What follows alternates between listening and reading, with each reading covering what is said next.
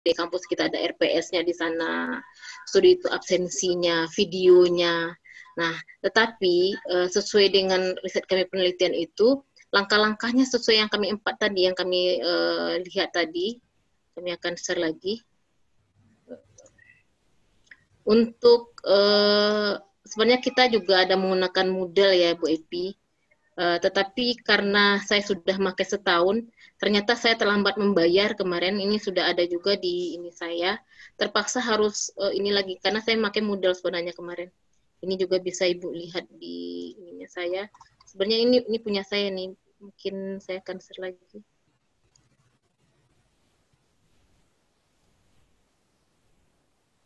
Bentar. Ini contohnya nih Bu. Ini punya saya nih Moodle nih. Di sini nih akan ada, ini saya harus bayar lagi, terlambat. Ini contoh Litasari Muklis. Sistem kerjanya sebenarnya apapun platform bisa. Cuman yang kami teliti ini adalah langkah-langkah tadi Bu Epi. Misalnya kan banyak guru atau dosen menggunakan konsep learning emergency, tapi mereka tidak tahu mekanisme penggunaannya. Nah, kalau di sini nih apapun materi akan ada di sini. Misalnya Ibu ingin pembelajaran tahun 2019, akan ada berapa jumlah mahasiswa, setelah itu bagaimana sistem presentasi penilaian yang Ibu berikan, itu bagaimana bahan ajarnya, bagaimana keaktifkan siswa. Nah, itu yang konsep LMS tadi Ibu Epi. Selama ini kan kalau misalnya kita absensi lah Ibu, mungkin absensi 3 tahun yang lalu yang sifatnya konvensional, banyak dari guru dan dosen itu kalau misalnya dia administrasinya bagus, mungkin di dalam buku-buku dia akan tersusun rapi. Tetapi kalau di dalam aplikasi, tinggal cari aja Bu. Tinggal cari. Aplikasinya apa saja bisa Bu Epi. Apa saja bisa, kalau Ibu mau, di e-kampus itu sudah lengkap. Di e-kampus, di sana itu kan ada kehadiran. Nah, namun konsep LMS inilah dalam konteks teori yang belum kita gunakan ketermanfaatannya. Misalnya mahasiswa ada nilainya 90, ada 60. Ibu bisa menjelaskan kenapa nilainya 60. Termasuk kehadiran. Nah, tapi kalau di kampus kan kita belum, kalau saya lihat masih ada beberapa pengembangan. Salah satunya nanti kita bisa kehadiran itu sebagai penentu nilai akhir. Nah, di sana integrasi tadi Bu Elvi. Nah, kalau saya di sini ada, jadi nilai itu bisa disetting Bu. Misalnya untuk kehadiran berapa persen, setelah itu nilai hariannya berapa. Nah, setelah itu bisa termasuk soal. Kalau di sini bisa online, bisa menggunakan esai atau multi choice. Nah, langsung direkap nilainya. Jadi tanpa harus Ibu pakai kalkulator. Biasanya kalau saya dulu ingat ketika orang tua saya sebagai guru, ada namanya leger. Masih ingat Ibu leger kan? Jadi si guru itu atau si dosen lah contohnya, ketika mau mengumpulkan nilai baru diakumulasi seluruhnya. Kalau di sini tidak Ibu Elvi. Nah, saya juga akan mengembangkan nanti menggunakan artificial intelligence learning management system. Besok bank soal. Jadi sampai kapanpun Ibu ingin mengasih nilai mahasiswa, itu akan tahu langsung grafiknya. Nah, tanpa bank soalnya sudah ada, nilainya sudah ada, kehadirannya sudah. Semuanya itu integrasi, Bu. Nah, konsep inilah yang harus diikuti oleh seorang pendidik, termasuk guru dan dosen. Nah, konsep inilah yang akan kami tawarkan. Jadi ketika anak protes 60, kita berikan nilai objektif, ini loh nilainya, ini loh hasil rekamannya, ini loh ininya. Jadi bisa. Kalau sekarang kita lihat ini protes nilai, udah nilainya kamu seperti itu. Nah, ini semacam keterbukaan konsep learning management system yang terintegrasi. Platformnya banyak, Bu Elvi, bisa apa saja. Mungkin itu saja. Terima kasih. Thank you, Ibu Litasari Muklis, for the explanation, and thank you for the question from participants. Okay, ladies and gentlemen, it is fair for us to come to the next session, the next presenters. Ibu Betri Yulita and friends here. Apakah Ibu Betri Yulita dan kawan-kawan hadir? Oke, sepertinya tidak. Let's come to the next presenter. Ibu Dr. Hajah Septi Gumian dari MAG and Ilman Nafia. Ibu Septi and her friends will explain an article about Mubadalah as an Islamic moderating perspective between gender and patriarchal regimes in building a family. And they are from IAIN Syekh Nurjati Cirebon. Okay, Ibu. Before you present your article, let me read your curriculum vitae for a while. Ibu Septi Gumiandari is a lecturer on psychology of education at Syekh Nurjati State Islamic Institute, Cirebon. She became the best article writers on 15th Annual International Conference on Islamic Studies, ICIS, in 2016. And she already written so many books and articles focusing on psychology. And today, Ibu Septi Gumiandari will explain about gender also. Okay, Ibu, the time is yours. It is about 15 minutes for presentation. Please. Okay. Thank you. Bismillahirrahmanirrahim warahmatullahi wabarakatuh. Okay, I try to speak in English, yeah? Later, if there is many question, I would like to explain in Bahasa. Dear speakers and all participants in Batu Sangkar International Conference, thank you, moderator, for giving me the opportunity to speak in this conference by the title Mubadalah as an Islamic moderating perspective between gender and patriarchal regimes in building family resilience.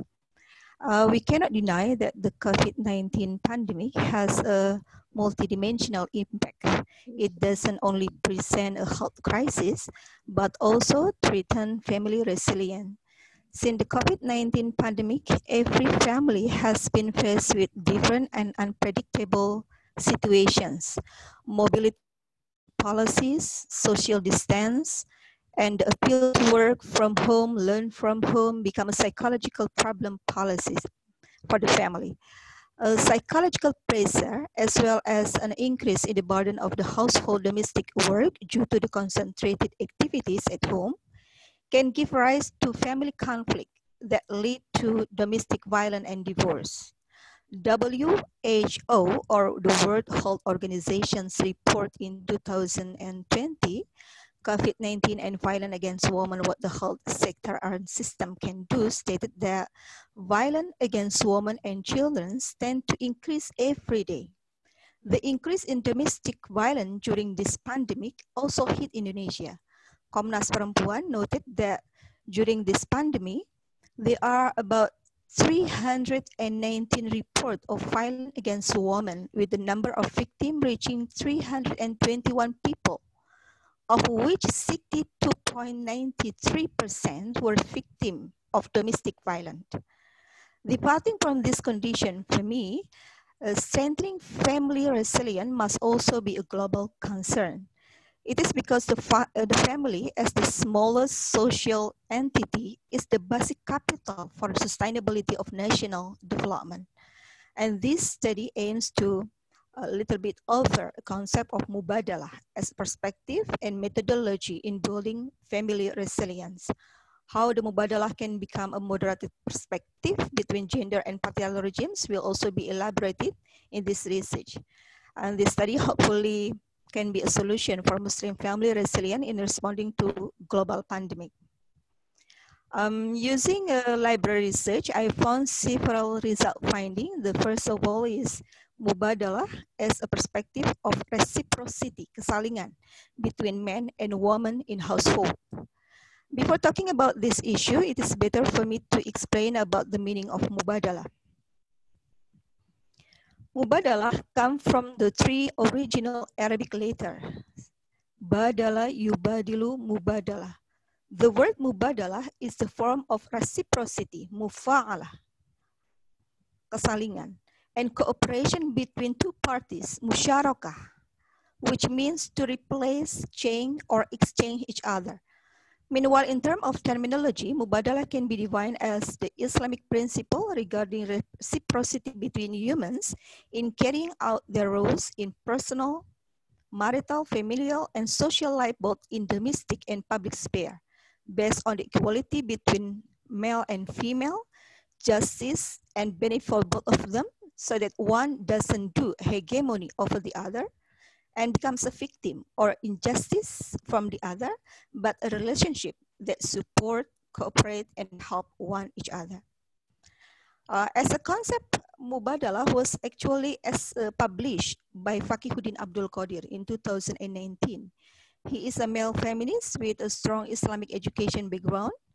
The concept of Mubadalah, which he wrote out, was based on the verses of Al-Quran and Hadith. Among the verses of which the Mubadalah is based is Surah At-Taubah, verse 71.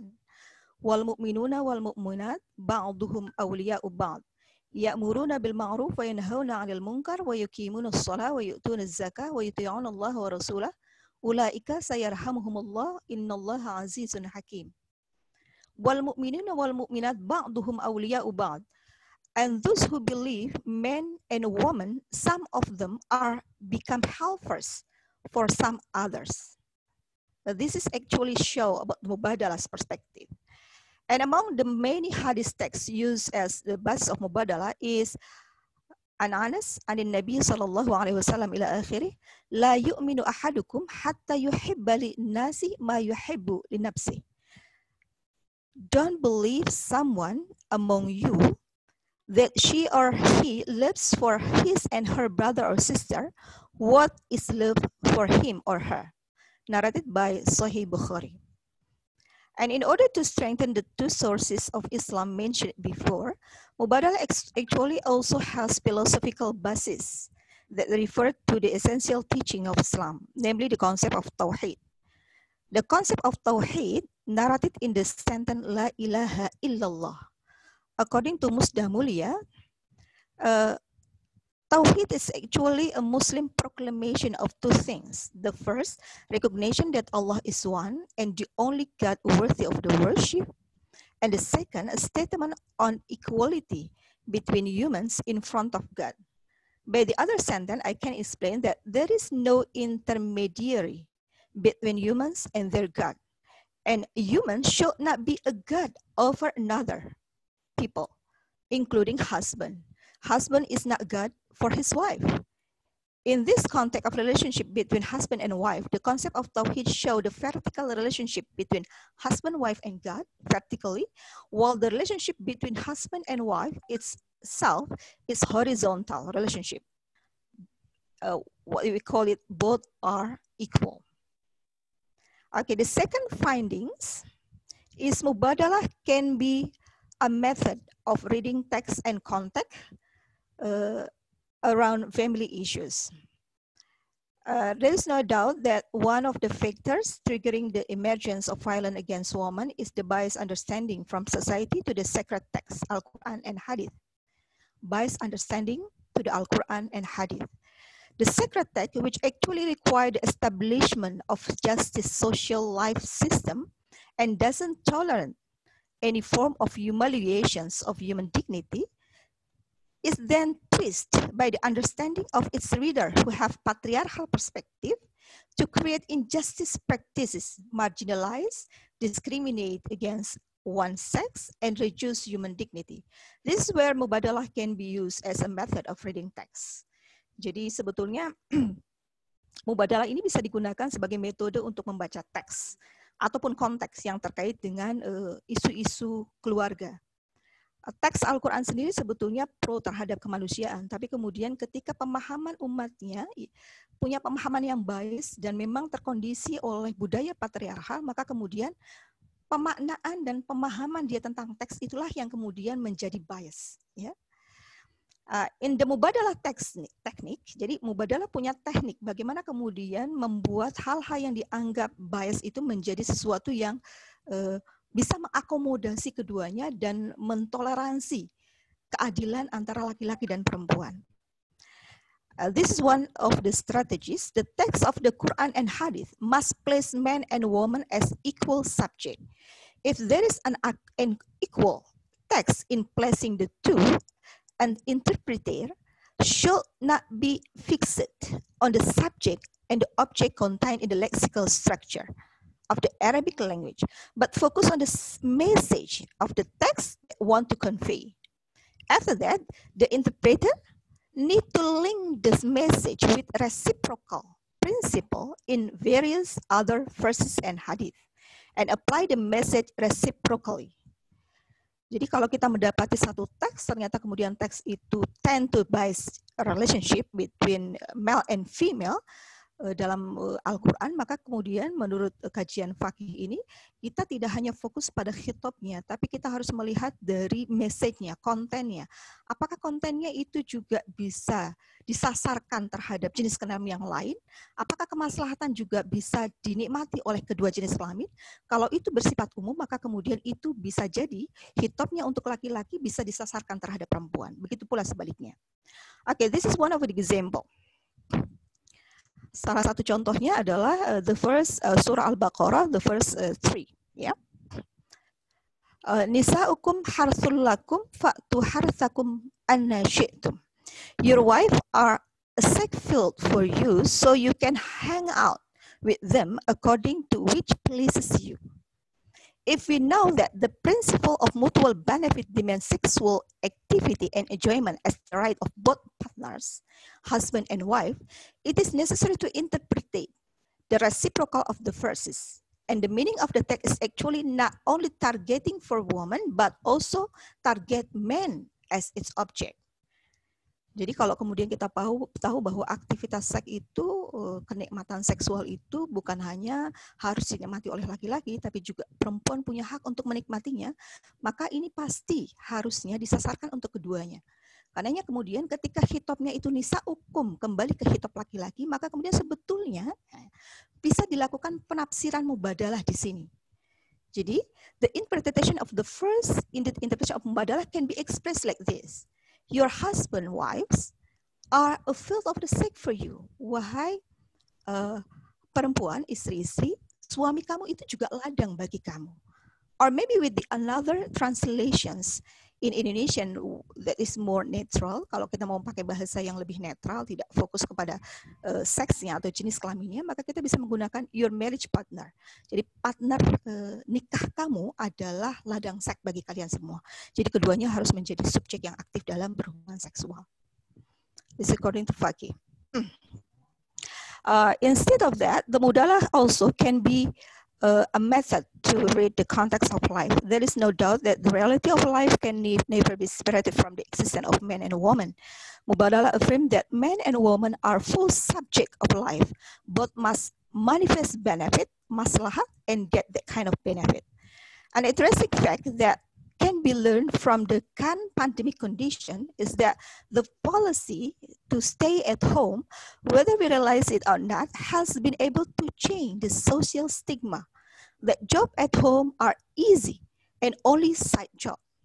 Instead of appreciating the heavy burden of domestic work, women also face a double burden with their active participation in public sphere. However, the public still say that provide the relationship to the motherhood, keibuan, and female domestications. Reciprocal relations become an obligations to be manifested in family life during these social restrictions. If it doesn't happen, it will create conflict and threaten family resilience. And the last finding, mubadalah is an Islamic moderating perspective between gender and patriarchal regimes. Jadi di sini saya melihat bahwa mubadalah itu bisa menjadi perspektif yang moderat antara orang-orang yang mendukung terhadap perspektif kelaki-lakian ya, ataupun juga perempuan feminis perempuan yang terlalu cenderung untuk merayakan perempuan itu harus menjadi subjek. Jadi sebetulnya ada dua rejim yang sekarang ini sedang melakukan kontestasi, baik itu patriarchal regime ataupun gender analysis regime. Dan mubadalah ini menurut saya berada di tengah keduanya. Dia tidak pro terhadap patriarchal, tapi juga tidak pro juga terhadap gender analysis atau gender mainstreaming. Karena keduanya kalau berada dalam posisi ekstrim, maka kemudian itu juga akan melahirkan hegemoni yang lain. As we know that one of the problems that can threaten family resilience is due to the emergence of disharmony in the relationship between husband and wife, caused by the social construction and patriarchal culture that has been adopted by the community. The patriarchal system placed the position of husband, wife, children in a vertical position, so that roles, rights, obligations, and responsibilities are largely determined by patriarchal hierarchy in the structural functional theory. The role of each family member is largely determined by the male power structure. Selama ini dalam budaya patriarki, laki-laki harus selalu menjadi makhluk yang dominan dalam rumah tangga. Laki-laki kemudian harus menjadi orang yang punya kemampuan atau power secara hierarkis untuk mendominasi kehidupan yang ada dalam keluarga. Sehingga kemudian sebetulnya pola pikir ini bisa juga menghadirkan satu kekerasan. Kenapa demikian? Because the absolute responsibility for the family economy rests only with the father or husband, while domestic and responsibility is solely responsibility of mother and wife. Ketika kemudian pembagian kerja dalam kondisi pandemi ini masih menggunakan perspektif yang kaku, bahwa laki-laki itu hanya kerjanya di publik, sementara perempuan di domestik. Nah, dalam kondisi seperti ini, di mana semua pekerjaan harus masuk ke dalam rumah dan tidak ada share, ya komunikasi yang efektif untuk melakukan kerja-kerja rumah tangga misalnya, this can lead to actually threaten the family resilience. Jadi ini juga bisa mengancam terkait dengan resiliensi keluarga.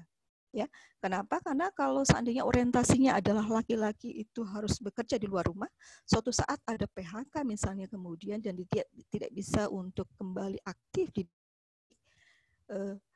dia akan menjadi sebuah beban moral tersendiri karena memang pemilihannya sangat kaku bahwa laki-laki harus bekerja di publik, sementara kemudian dia tidak boleh bekerja di domestik. Nah, inilah yang kemudian di-counter. It will be countered by mubadalah perspektif. While on the other hand, gender activists use gender analysis in seeing almost all problem in family relationship. When they face with the reality on unequal relationship, they blame man and husband and position woman as a victim. Sementara gender aktivis melihat bahwa dan selalu menggunakan gender perspektif yang memang membela terhadap perempuan. Dan dia melihat kalau kemudian ada masalah-masalah yang terkait dengan hubungan yang tidak equal, maka kemudian itu pasti salahnya laki-laki. Kalau ada kekerasan yang terjadi dalam rumah tangga, misalnya ada pemotongan penis misalnya kemarin itu ya, yang dilakukan oleh seorang perempuan, kita aktivis perempuan seringkali berpikir bahwa oh itu pasti laki-laki yang salah. Kenapa kemudian kita bisa memaafkan perempuan untuk melakukan itu? Ya itu yang tidak diinginkan oleh fakih. Jadi kedua-duanya bila kemudian dia melakukan dominasi, dia melakukan kekerasan, keduanya layak untuk mendapatkan punishment. Ya, because gender analysis ultimately focus on how to empower women to appear as a subject. Karena gender analysis selalu saja berfokus pada bagaimana menguatkan perempuan untuk menjadi subjek, sementara kemudian laki-laki sebagai objeknya. Jadi kebalikannya. Jadi how to hegemonize a male and appear woman as a subject. Ya, it's actually same as well as patriarchal regime do it. Ya, jadi hampir sama. Jadi kekerasan dibalas dengan kekerasan pula. That's why mubadalah comes as a modern perspective. According to mubadalah, Fakih said that this that encrypted mindset above, mubadalah is trying to find a middle way between the mainstream gender analysis and patriarchal system that has been manifest so far so that women and men alike become active subject in organizing and implementing daily life. Jadi kedua-duanya harus menjadi subjek, baik kalau kemudian perempuannya bisa kerja di ruang publik silakan, why not gitu. Kalau kemudian laki-lakinya juga bisa membantu untuk melakukan kerja-kerja domestik, memasak, membantu istrinya, mengajar anaknya, apalagi dalam musim pandemi ini, kalau kemudian itu dilakukan secara bersama, berdasarkan relasi partnership, berdasarkan keridhaan, kerelaan, kemaslahatan antara keduanya, maka itulah yang kemudian akan menghadirkan ketahanan dalam keluarga, ketimbang kemudian mempertahankan ego dengan struktur yang kaku antara kedua belah pihak. So, mubadalah is against any form of dominations. Any work, whether in the public or domestic area, can be carried out without coercions and based on the need choices, common desires, and critical awareness of each individual. Jadi harus berbasiskan karena pilihan, kebutuhan, kemampuan, dan kerelaan antara keduanya. Tidak ada paksaan. Reciprocal relationship demand a present of relationship of cooperation. Jadi yang diinginkan dengan mubadalah itu kesalingan ya. Jadi hubungan yang reciprocal, yang mutual, saling menguntungkan, saling memberikan manfaat antara keduanya. Mubadalah has changed the perspective of feminists to focus not only to the axis of life of the one sex. Jadi mubadalah itu mencoba untuk merubah perspektif para feminis. Jadi awalnya perspektif patriarki, kemudian hadir feminis untuk mengcounter itu, tapi kemudian dia juga punya sisi-sisi negatif. Dan hadirlah sekarang mubadalah yang mencoba untuk merubah perspektif feminis ini agar kemudian tidak hanya fokus pada one sex. Jangan hanya fokus pada satu jenis kelamin, but both sexes. Karena kedua-duanya laki-laki ataupun perempuan punya hak untuk bahagia, punya hak untuk mendapatkan kemaslahan. Tidak hanya perempuan tapi juga laki-laki. Tidak hanya laki-laki tapi juga perempuan. Mubadalah is to present awareness not only to transform the mindset from patriarchy to matriarchy, but ideally toward a balanced relationship of alliance, of reciprocity and partnership between the two sexes. Jadi mubadalah itu mencoba untuk mentransformasikan mindset dari patriarki ke matriarki, bukan hanya itu, tapi idealnya kepada relasi yang balance, seimbang, yang partnership antara kedua jenis kelamin.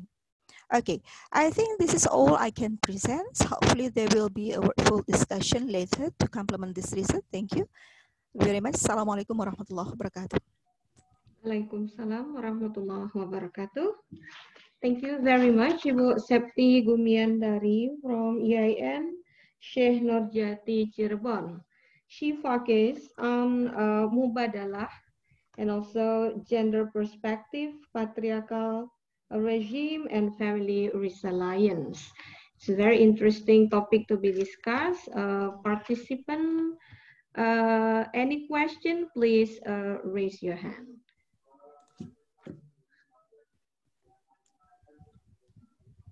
Anybody?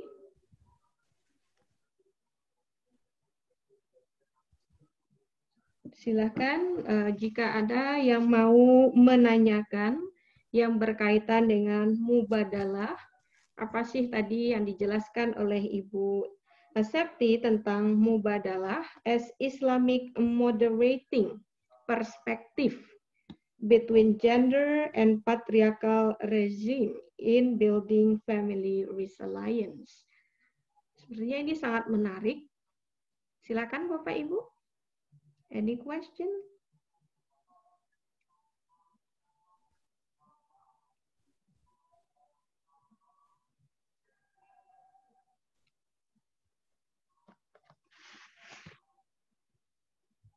Lewat chat juga bisa ditulis. Atau Ibu langsung bertanya kepada Ibu Septi juga boleh.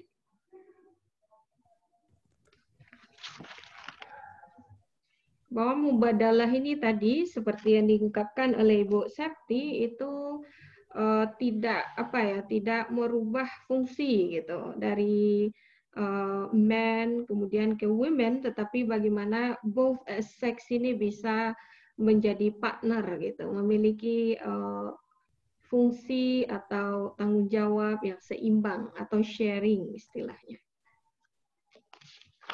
Bapak Ibu silahkan.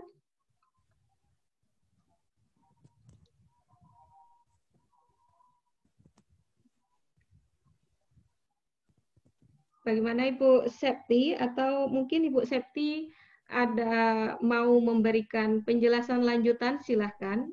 Karena presenter memang hanya 2 orang untuk sesi ini, jadi kita masih punya waktu lebih kurang 20 menit. Nah, boleh. Mungkin karena saya ngomong pakai bahasa Inggris atau gimana?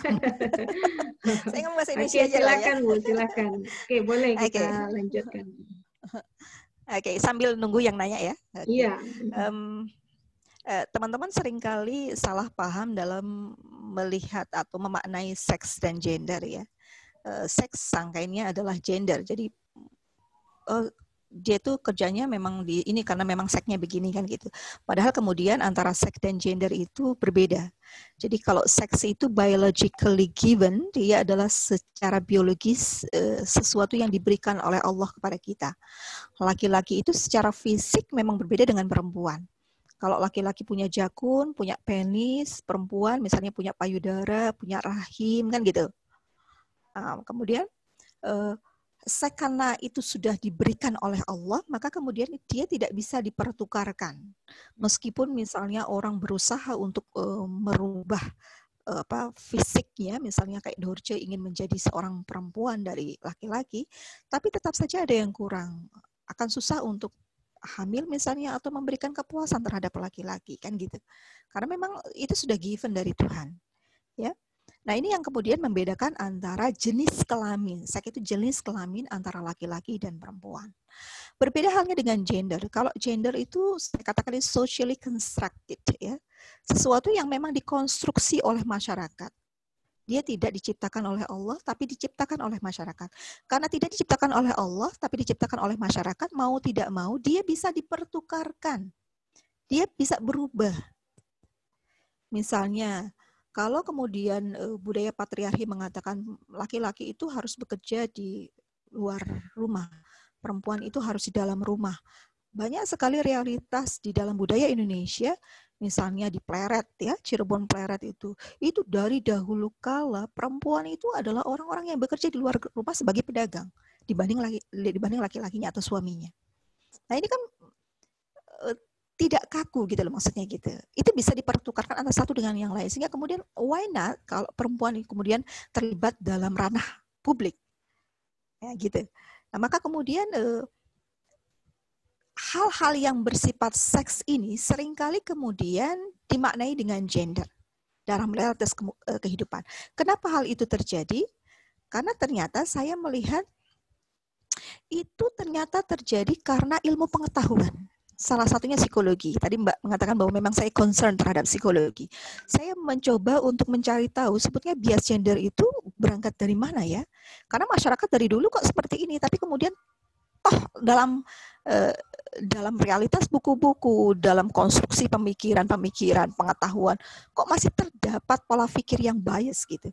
Nah, ternyata akar dari bias gender itu terkonstruksi dalam ilmu psikologi.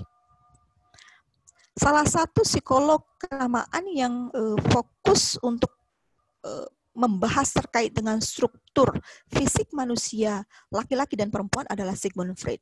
Kalau Freud melihat bahwa seks ini, sesuatu yang biological ini sebetulnya punya pengaruh terkait dengan gender.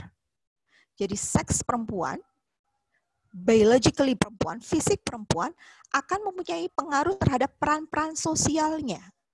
Contoh misalnya vagina. Dia melihat kalau vagina itu letaknya di mana? Vagina itu kan adanya di dalam tubuh perempuan. Sementara penis di mana? Dia menjorok keluar, betul ya? Saya nggak ngomong porno ya. Nah, ini yang diungkapkan oleh Freud bahwa karena dia menjorok keluar, sebetulnya itu menunjukkan secara fisik terhadap peran-peran sosialnya. Kalau laki-laki itu karena menjorok keluar, maka peran-perannya adalah peran-peran publik. Sementara kalau perempuan karena alokasinya di dalam tubuh perempuan gitu ya, di dalam tubuh manusia, maka kemudian itu menunjukkan domestic role, peran domestiknya. Nah, hal yang sama juga dengan adanya womb. Womb itu rahim. Womb itu apa? Posisinya di mana? Rahim yang posisinya ada dalam tubuh perempuan. Tugasnya apa? Tugasnya adalah merawat anak, memberikan makan terhadap anak. Hal itu pula lah dalam peran-peran sosialnya perempuan harus bekerja. Perempuan harus mendidik anak, menjaga anak, dan lain sebagainya. Nah, ini sebetulnya bias gender bermula dari sini. Ya, bahkan kemudian dalam sejarahnya ada namanya kalau organ tubuh perempuan itu ada namanya klitoris dan vagina. Klitoris itu yang kecil di luar vagina perempuan, sebentar vagina yang masuk ke dalam ya. Nah, yang membuat, ini bagi orang yang sudah berumah tangga, yang membuat rangsangan secara biologis bagi perempuan adalah sebetulnya klitoris ini. Nah, orang-orang yang seksolog yang punya pola pikir patriarki tidak ingin perempuan itu menjadi subjek yang aktif. Mereka ingin perempuan itu selalu menjadi objek. yang pasif.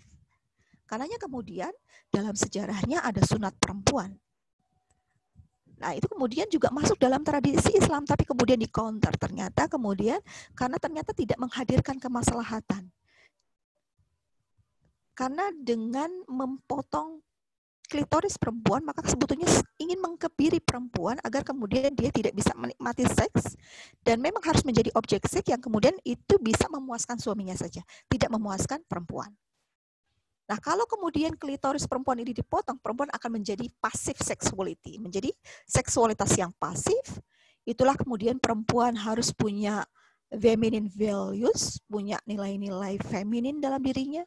Perempuan itu harus eksklusif, harus ke dalam, tidak berani tampil, tidak boleh menembak laki-laki ya, menyatakan cintanya terhadap laki-laki. Itulah kemudian seringkali ibu-ibu dalam tradisi Jawa itu selalu menasihati anaknya, Nok, lebih baik kamu itu dicintai daripada kamu mencintai. Karena lebih enak dicintai. Nah, maka kemudian itu maknanya adalah perempuan lebih baik dia itu dipilih oleh laki-laki dan tidak punya hak untuk memilih pasangannya.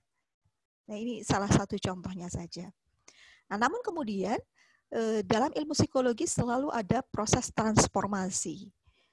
Dulu misalnya sebelum ada penelitian R&D atau mixed method itu ada namanya spekulasi untuk mengetahui bahwa segala sesuatu itu secara ilmiah belum ditemukan, maka kemudian dikatakan pra-ilmiah. Dalam kajian ilmu psikologi kepribadian misalnya, kalau memahami tentang seseorang itu bisa dilihat dari tanggal lahir, bulan lahir, bisa melihat dari kukunya, bisa melihat dari tulisan tangan, bisa melihat dari tengkorak, bisa melihat gitu. Itu adalah kajian-kajian dalam ilmu pengetahuan yang awalnya bermula dari spekulasi dan pra-ilmiah. Tapi kemudian melakukan transformasi, mulai ke hal-hal yang bersifat ilmiah. Lahirlah misalnya clue, melihat dari darah, melihat dari dan sebagainya. Kemudian yang dari tadinya spekulasi Freud itu kemudian melalui proses objektifikasi yang harus empirical, harus terlihat, harus tampak, lahirlah metodologi penelitian kuantitatif. Nah, dari kuantitatif ini kemudian lahir mixed method, kuantitatif dan kualitatif. Yang sekarang ada namanya supra-ilmiah. Jadi kalau dalam kajian psikologi Islam itu ada namanya psikologi transpersonal untuk mengawali ada proses transform. Dari awalnya ilmu-ilmu psikologi itu menafikan adanya spiritualitas, tapi kemudian mulai masuk kepada spiritualitas dengan adanya psikologi transpersonal, dan sekarang adanya psikologi Islam. Sama halnya dalam kajian psikologi gender, yang awalnya patriarki, begitu mengagungkan laki-laki, mulai ada feminis, emansipasi, dan sebagainya, yang ingin mengagungkan perempuan, matriarki. Nah, sekarang ini ada kemungkinan baru yang ditawarkan oleh Faqih dengan adanya perspektif kesalingan, atau dikatakan pula mubadalah. Ya. Yang ini sudah menjadi paradigma, bahkan sekarang saya ada keinginan untuk menulis psikologi mubadalah. Masih lanjut, Mbak? Halo. Tapi, iya. Terima kasih untuk penjelasan tambahannya. Kayaknya terpancing ini ada dua pertanyaan Ibu di chat. Kita jawab itu dulu ya Bu. Pertanyaan pertama itu dari Sofia Majid. Bertanya, ini kaitan dengan yang Ibu jelaskan terkait mubadalah itu dengan budaya Bu. Di Minangkabau ini kan ada pembagian warisan menurut garis keturunan Ibu. Nah, bagaimana kita memahaminya bahwa ini tidak bertentangan dengan agama, nah, terkait dengan mubadalah tersebut. Silakan, Bu. Terkait dengan waris, sebetulnya Mas Faqih itu melakukan banyak kajian. Dan ini makanya kemudian memerlukan banyak orang untuk juga terlibat dalam proses melihat kajian-kajian teks yang belum selesai. Ya, saya katakan belum selesai. Banyak hal, tapi kemudian kita dalam proses untuk mencari tahu banyak hal itu pula. Nah, terkait dengan hukum waris, sebetulnya menurut saya Munawir Sadzali ya, kalau nggak salah Bapak Menteri kita yang lampau ya, itu sudah punya juga perspektif untuk melihat keadilan relasi dalam waris. Jadi kenapa warisan itu hanya diberikan kepada misalnya laki-laki 2:1 misalnya gitu ya? Sebetulnya kan itu berangkat dari pola pikir zaman dahulu bahwa Islam itu sebetulnya kan transformasi. Dia tidak revolusioner, Islam itu hadir secara evolutif. Contoh misalnya gini, Dulu perempuan-perempuan itu jangankan punya hak untuk melakukan seperti yang kita lakukan sekarang, dulu ketika mereka lahir pun dikubur hidup-hidup ya. Ya gitu ya, mereka malu punya anak perempuan. Nah, lama-kelamaan kemudian mulai dihargai dengan kehadirannya Islam. Islam sudah mulai mengapresiasi, misalnya perempuan itu jangan dikubur, perempuan itu harus diapresiasi. Perempuan itu misalnya kalau mau nikah itu ditanyakan dulu dia mau apa enggak. Diamnya berarti dia suka dan lain sebagainya. Dan kemudian melakukan transformasi lagi dan lagi. Dulu misalnya perempuan itu seperti barang dagangan. Dia boleh kemudian dijadikan budak, diperdagangkan, dibeli oleh orang lain. Lama-kelamaan kemudian mulai diapresiasi dalam Islam. Dengan adanya warisan. Nah gitu. Jadi proses transformasi itu harus kita hargai, meski kemudian tidak rigid untuk melakukan itu. Nah ada dua hal dalam konteks waris misalnya gitu ya. Sama halnya ketika kita melakukan kias terkait dengan ketika kita melahirkan itu kita punya anak laki-laki dapat satu untuk potong kurban ya, apa namanya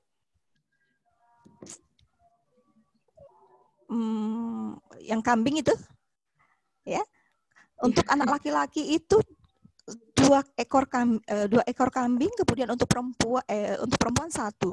Tapi lama-kelamaan diapresiasi oleh Rasulullah, Hasan dan Hussein itu satu dengan satu, tidak lagi dua.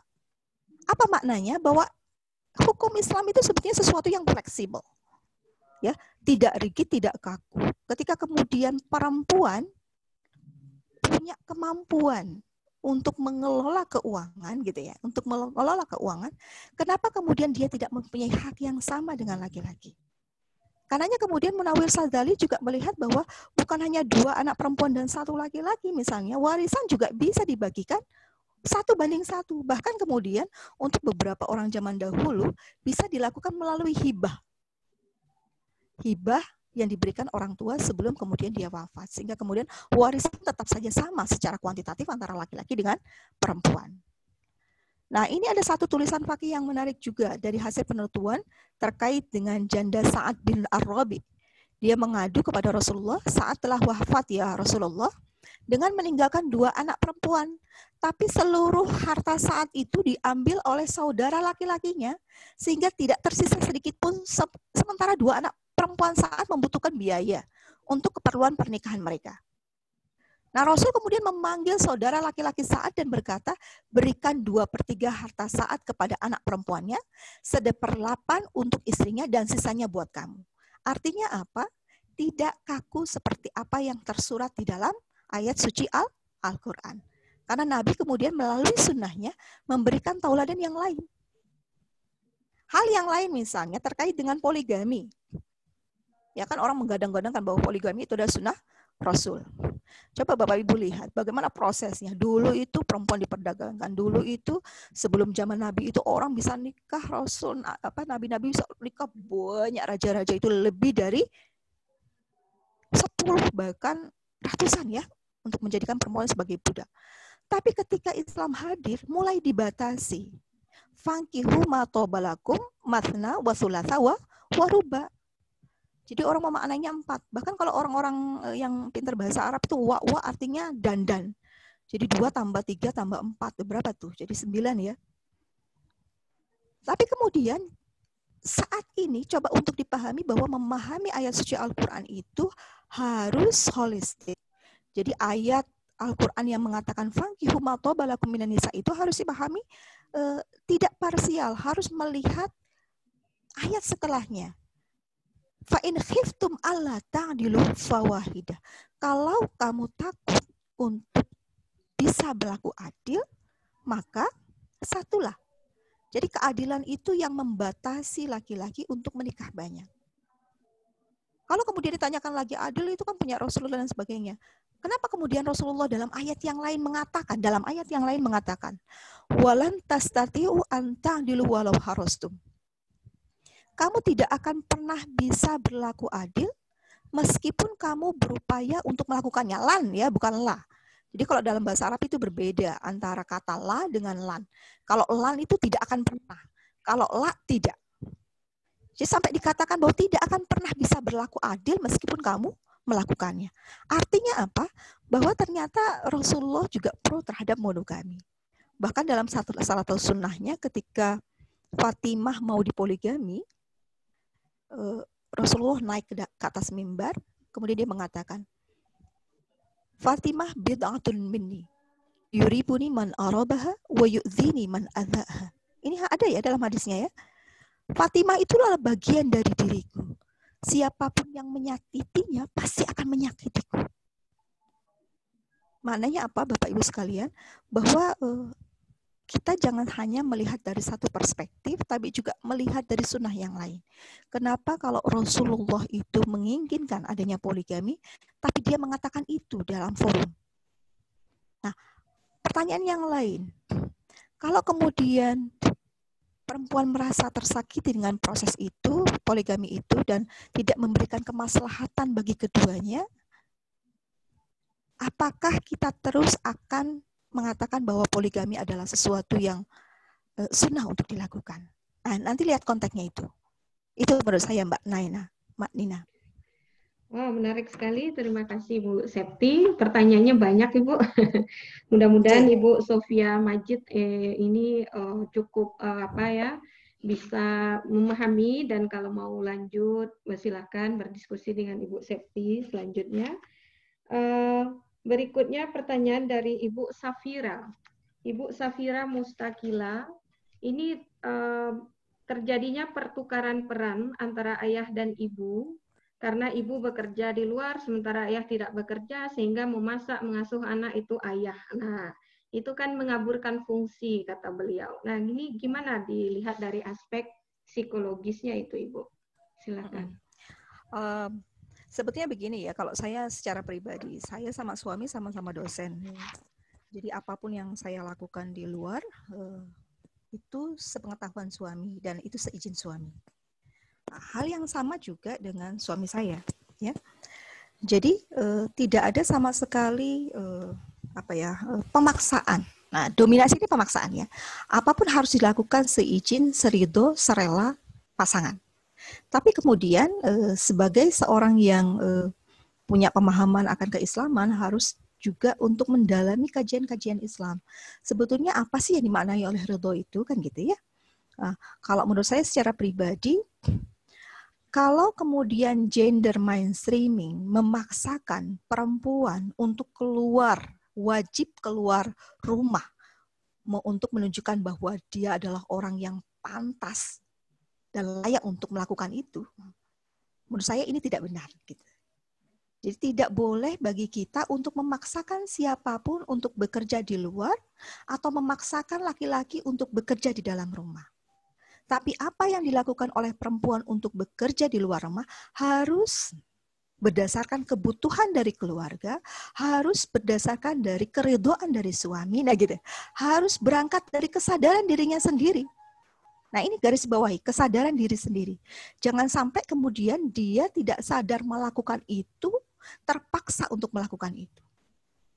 Jadi apa yang dikuatkan oleh mubadalah itu sebetulnya tidak memaksakan salah satu jenis kelamin untuk melakukan sesuatu yang tidak berdasarkan kesadarannya sendiri. Hal yang dikritisi oleh Fakih misalnya lebih pada gender mainstreaming ya. Misalnya begini. Ada banyak aktivis sekarang ini merasa bangga kalau suaminya itu memasak sementara dia tidak melakukan apa-apa di rumah. Ada beberapa aktivis gender yang merasa berhasil kalau dia kemudian punya penghasilan yang lebih daripada suaminya. Nah ini yang kemudian malah menghegemoni, mendominasi salah satu jenis kelamin. Atau juga tidak baik patriarki. Patriarki selalu berpikir bahwa yang bekerja di luar rumah itu harus suami. Karena kemudian orientasinya ada struktural, hierarkis. Jadi father laki-laki itu harus menjadi segala sesuatu. Sama dengan pola pikir Freud yang penis envy ya. Freud itu punya pola pikiran bahwa kita harus mengunggulkan penis laki-laki karena laki-laki itu powerful. Nah, pemilahan yang kaku ini mau tidak mau kan gitu ya. Pemilahan yang kaku ini mau tidak mau nanti akan punya dampak terkait dengan ketahanan keluarga. Kalau laki-laki dipaksa untuk hanya memberikan nafkah, tapi pada satu kondisi dia ternyata tidak mampu untuk melaksanakan perannya, bagaimana Anda melihat itu? Apakah dia harus wajib dipaksa untuk tetap bekerja di luar, sementara kemudian dia di PHK dan kemudian secara fisik punya masalah? Kan tidak juga. Kalau kemudian perempuan punya kompetensi, punya kemampuan untuk melakukan kerja-kerja di luar rumah, misalnya gitu, kenapa tidak diberikan kesempatan? Asal kemudian arogansi, keinginan untuk mendominasi, itu yang harus diturunkan egonya. Kalau saya masih bisa memahami kenapa kemudian perempuan-perempuan saat ini kemudian seperti tampak liberal ya, untuk menunjukkan aku eksis, aku punya kemampuan di politik, aku punya, sehingga kemudian melupakan kewajiban lainnya yang ada dalam rumah. Jadi jangan seperti itu. Jadi dilihat pekerjaan di luar dan di dalam itu bareng-bareng dilakukan keduanya. Itu yang diinginkan oleh mubadalah. Bukan berarti kemudian perempuan sudah kerja di luar, laki-laki harus bekerja di dalam rumah. Tidak juga. Kalau kemudian saya punya kemampuan untuk bekerja di dalam rumah, why not tidak saya lakukan? Saya nyampe rumah habis ngajar, misalnya begitu, saya ngelihat piring kotor, saya nyuci piring. Saya bantu suami masak. Karena suami juga capek, kan begitu. Ya. Kalau kemudian suami punya kemampuan untuk melakukan kerja-kerja di dalam rumah, gitu tuh, bantu nyuci piring, ya jangan disalahkan masyarakatnya. Jadi yang terjadi adalah Bapak Ibu seringkali kalau suaminya itu mau nyapu-nyapu luar, misalnya gitu ya, kemudian masyarakat ngomong, kok suaminya itu didominasi oleh istrinya, suruh kerja, suruh apa, kan gitu. Padahal enggak, itu kerelaan dari suami untuk melakukan itu. Suami saya itu feminis banget Bapak Ibu. Jadi saya tuh punya anak ketiga itu baru 1 tahun ya.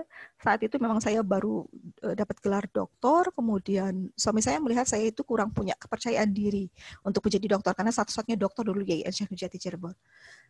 Saya punya kesempatan untuk studi lanjut di Australia, di ANU. Nah, suami saya yang mempush saya. Ketika itu kemudian dari Kementerian Agama telepon, Bapak mungkin istrinya berangkat ke luar negeri. Karena semua sangat tergantung kepada Bapak, kalau kemudian tidak dibolehkan kami pending kelulusannya. Tapi suami saya lancar saja, padahal punya anak 3 yang masih kecil-kecil, nggak apa-apa, berangkat saja. Karena menurut dia, kalau istrinya pandai, anaknya juga pasti akan pandai, kan gitu.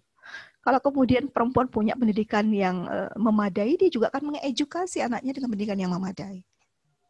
Tapi Bapak Ibu, ketika saya di luar negeri, bukan berarti kemudian saya lalai terkait dengan apa yang harus saya lakukan. Jadi semua kinerja suami saya terkait dengan publikasi ilmiah, saya minta untuk saya lakukan semuanya. Jadi suami saya fokus hanya terkait dengan bagaimana mengurus keluarga. Dibantu oleh saudaranya. Saya karena diizinkan untuk berangkat dan memang didorong untuk berangkat, di sana saya kerja sebagai worker ya di sana ya. Dan kemudian terlibat dalam banyak kegiatan-kegiatan publikasi ilmiah, sehingga kemudian kami berdua sama-sama naik pangkat lompat ya, karena memang publikasi yang saya lakukan. Artinya apa? Dua-duanya sama-sama ridho, dua-duanya sangat menginginkan kerja-kerja itu. Itulah kenapa mubadalah ini penting untuk saya kampanyekan. Ya, sengaja saya ingin mengkampanyekan dalam arti bahwa saya tidak ingin patriarkal terus mendominasi kita dengan pola pikir bahwa laki-laki harus selalu berjaya, harus selalu kemudian dominan dalam segala ranah yang ada.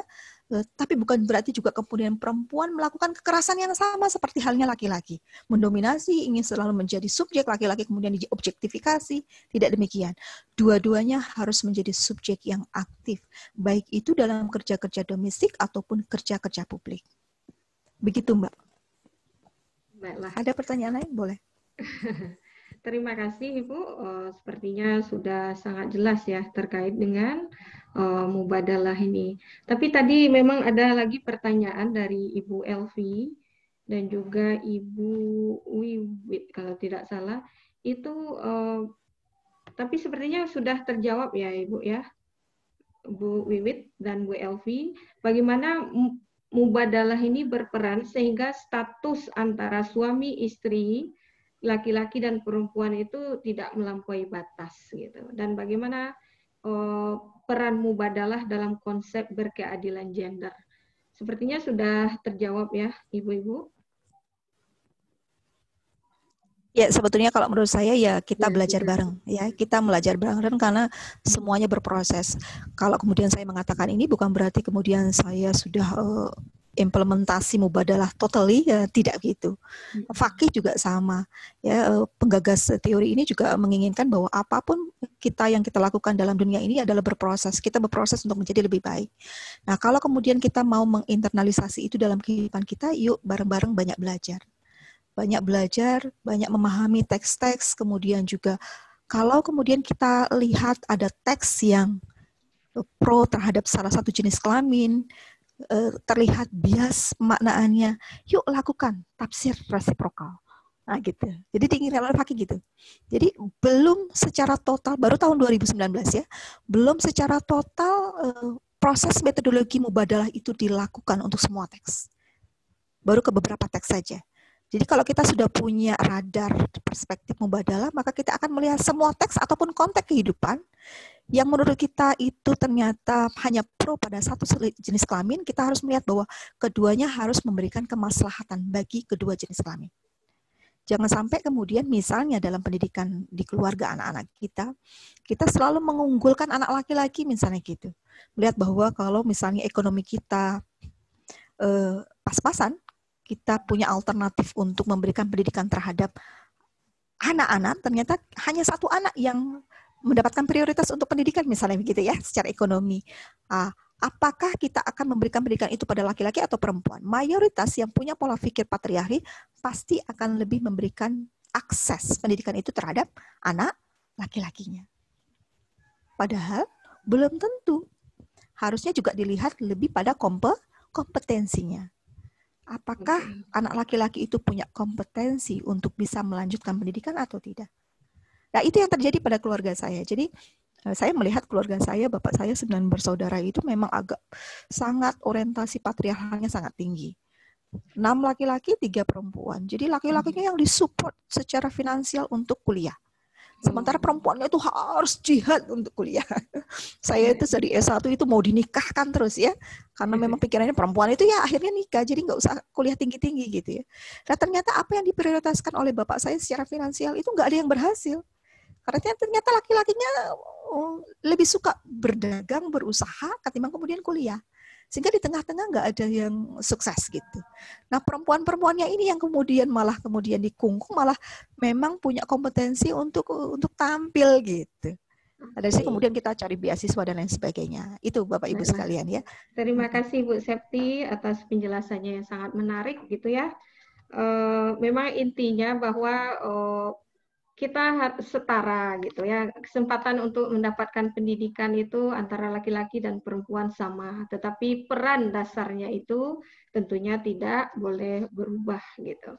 Antara suami dan istri itu memiliki peran masing-masing dan tidak boleh melampaui batas. Mungkin itulah intinya dari kesimpulan sedikit yang bisa saya ambil dari penjelasan Ibu Septi terkait dengan topik beliau. Well, ladies and gentlemen, Bapak Ibu semuanya, we come to the end of our discussion. We are so lucky today. There are two topics that are very interesting. The first one is about learning management system dari Ibu Olita dan Ibu Fadriati. Dan itu bagaimana agar pembelajaran online ini di masa COVID-19 tetap berjalan dengan baik. Banyak aplikasi yang bisa gunakan. Dan yang kedua itu adalah tentang mubadalah gitu ya. Bagaimana kita memahami tentang gender ini dan kemudian tentang patriarchal regime dan juga building family resilience. Rasanya kita harus mengakhiri karena sudah jam 3 ya Bapak Ibu, dan kami sebagai moderator mengucapkan terima kasih terutama kepada pemateri Ibu Fadriati dan Lita Sari Mukhlis dan juga Ibu Dr. Hajah Septi Gumian dari MAG dan Ilman Nafia, and also thank you for all participants. Nah, semoga besok masih ikut ya Bapak Ibu, bahwa Batu Sangkar International Conference the 5th will be continued tomorrow. parallel sessionnya itu jam 7.30 sampai jam 9 dan akan dilanjutkan dengan plenary sessionnya. Demikian saja. Bahwa Bu, dengan link yang sama, Ibu? Besok diberitahukan Pak kalau ada perubahan. Tapi sejauh ini sepertinya link yang sama. Oke, terima kasih. Nanti dikasih tahu. Ya, terima kasih Baiklah, banyak, Bu.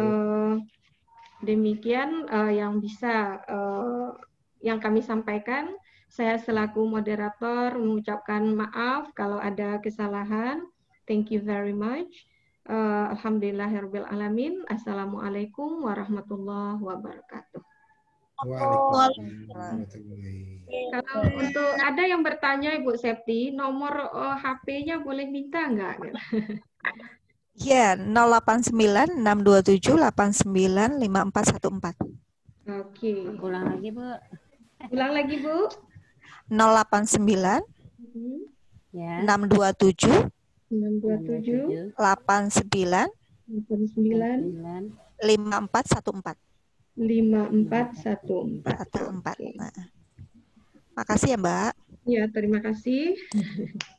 Terima kasih, Bu Septi. Kalau mau dengan Oke, Ibu sama-sama, Bu. Septi. Kebetulan saya di gender nih, Bu. Jadi bisa belajar sama Ibu nih. Oke, nanti kita diskusi, Mbak. Boleh.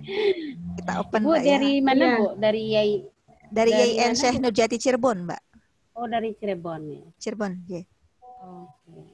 Terima kasih ya, Bu. Yuk, sama-sama.